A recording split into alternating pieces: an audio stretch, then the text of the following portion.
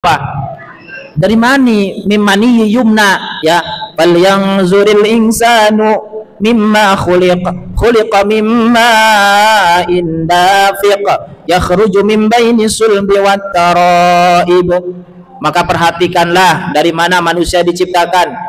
Manusia diciptakan mimma indafiq, dari air yang menyembur, yakhruju min baini sulbi wat taraib, yang keluar dari antara tulang rusuk dan tulang punggung. Jadi kantung sperma itu bukan dari perut, ya.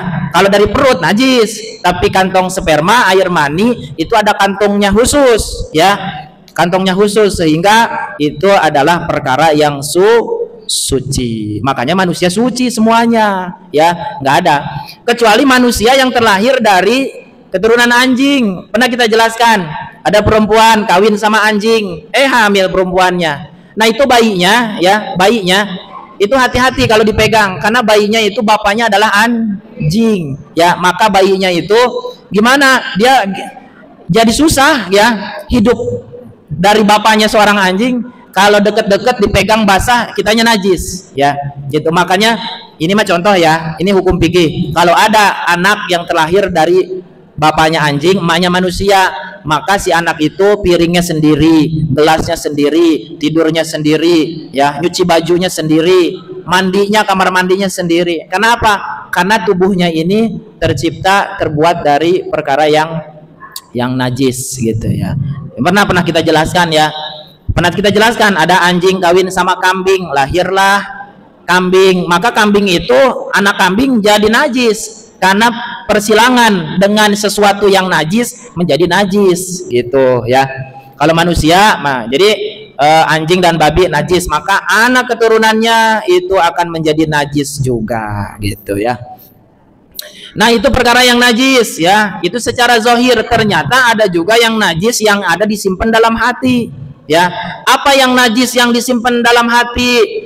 Mislal godobi, seperti marah. Ternyata marah itu adalah perkara najis yang ada dalam hati. Makanya kemarin sudah dijelaskan, kata Rasul, la tagdob walakal jannah, jangan marah, nanti kamu balasannya adalah surga. Bahkan kemarin dijelaskan bahwa Nabi Yunus dimasukkan ke dalam perut ikan karena sebab marah kepada kaumnya, mughadiban, Nabi Yunus. Jadi Allah simpan di dalam perut ikan, ya. Jadi marah itu adalah najis yang ada dalam hati. Maka sebisa mungkin kita menjaga amarah, ya.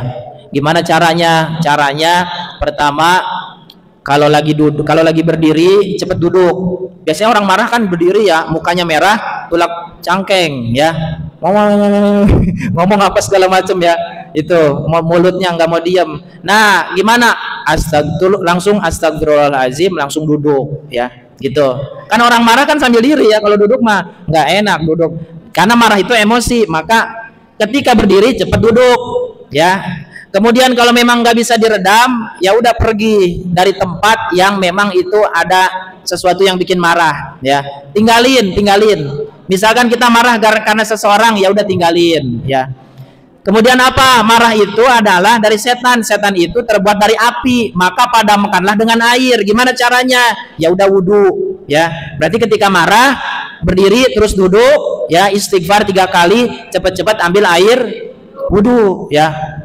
Wudu nggak mempan juga, ya udah mandi berarti, ya, sampai adem, gitu. Karena untuk menenangkan dan mengademkan, ya, diri ini, gitu. Jadi tercipta dari marah itu adalah ya api, ya, setan, godaan setan, karena setan dari api. Nah maka disunahkan untuk berwudu ketika kita sedang dalam keadaan marah, ya. Atau dalam hati juga bisa langsung bilang, ya Allah, sesungguhnya aku mampu untuk marah, tapi aku memilih bahagia. Ya udah, kalau kamu milih bahagia, ya udah jangan marah, ya udah nggak jadi marahnya, gitu. Itu caranya. Ya mau marah nih, anak nih, bikin marah, ya. Ada anak atau siapa bikin marah. Aslinya kita pengen marah, pengen jengkel atau marah-marah, langsung bilang dalam hati, ya Allah, aku sebenarnya bisa marah, emosi, tapi aku memilih untuk tenang dan bahagia, ya. Jadi gitu, ya, akhirnya diem, nggak jadi marahnya, gitu, ya. Itu, ya. Nah itu yang pertama.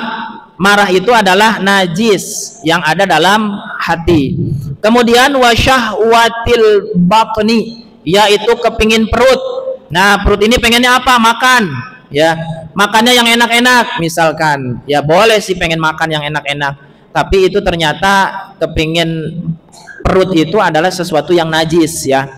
Seperti apa biasanya kalau Ramadan, ya. Ini mah contoh ya. Biasa Ramadan itu perut lapar, ya, kepengen, mata setiap yang dilihat makanan itu pengen, ya.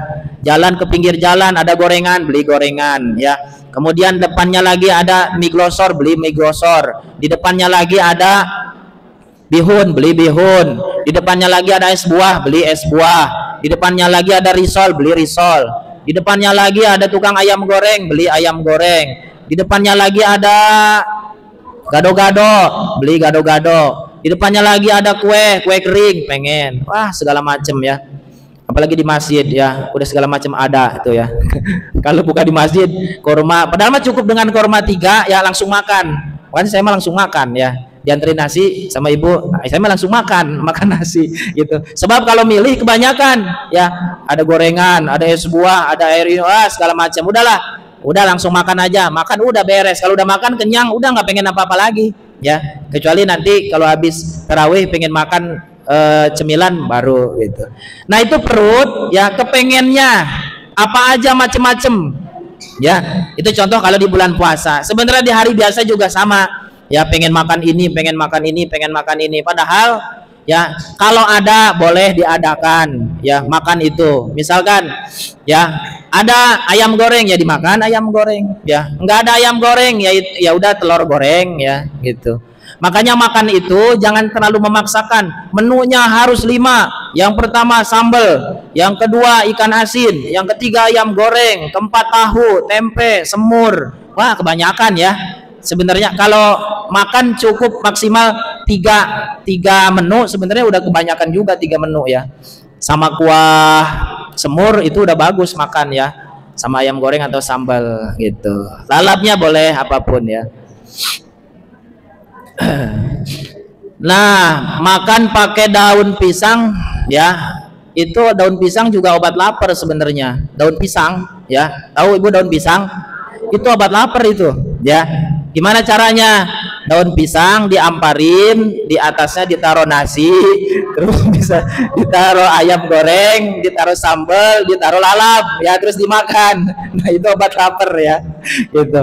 Jadi apapun bisa dijadikan, ya, dijadikan. Ya, dulu ingat saya pernah, ya, itu makan, ya, sambalnya masih ada, nasinya udah habis. Gimana caranya? Daun sawo dimakan, ya, daun sawo dilalap pakai sambal. Itu pernah saya pernah, ya, lagi jadi santri, sambalnya masih ada, nasinya udah habis. Ya udah, lalap daun sawo dimakan gitu.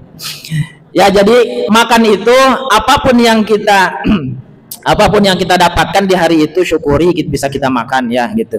Jadi jangan memaksakan, ya, jangan memaksakan. Paling murah apa? Paling murah, ya,